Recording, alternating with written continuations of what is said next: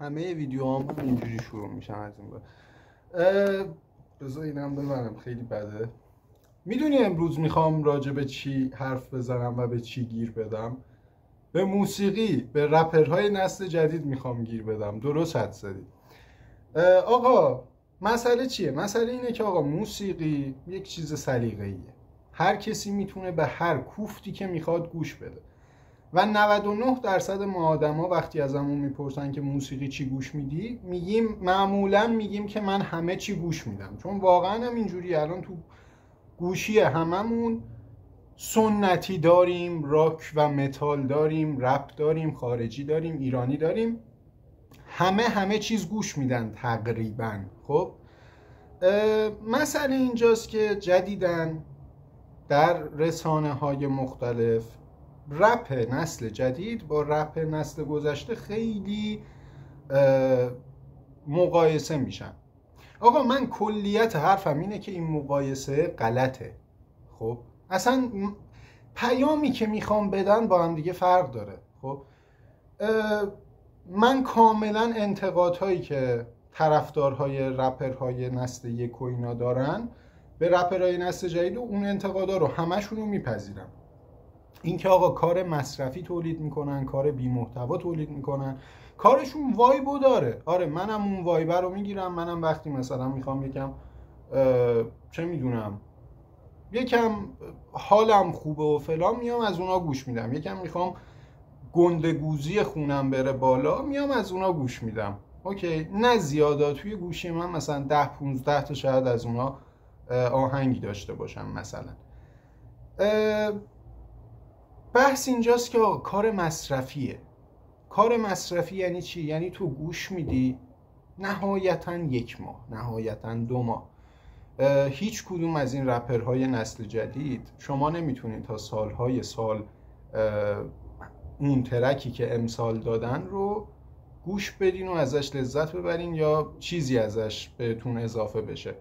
خب الان وارد یه بحثی میشیم که آیا واقعا هنر باید مثلا یه چیزی به آدم اضافه کنه؟ این دیدگاه های متفاوتی دارن دیگه آدم. من فکر میکنم بله، هنر باید یه چیزی به تو اضافه کنه. من توی سینما همینجوری از فیلمایی که صرفاً سرگرم کنندن زیاد خوشم نمیاد. ترجیح مثلا اون فیلم‌ها رو وقتی میخوام نمره بهشون بدم، نمره رو از 6 شروع میکنم، چون میگم آقا این فیلم هدفش سرگرمی بوده، هدفش این بوده که بفروشه، مردم رو سرگرم کنه، یه پولی هم در بیاد. خب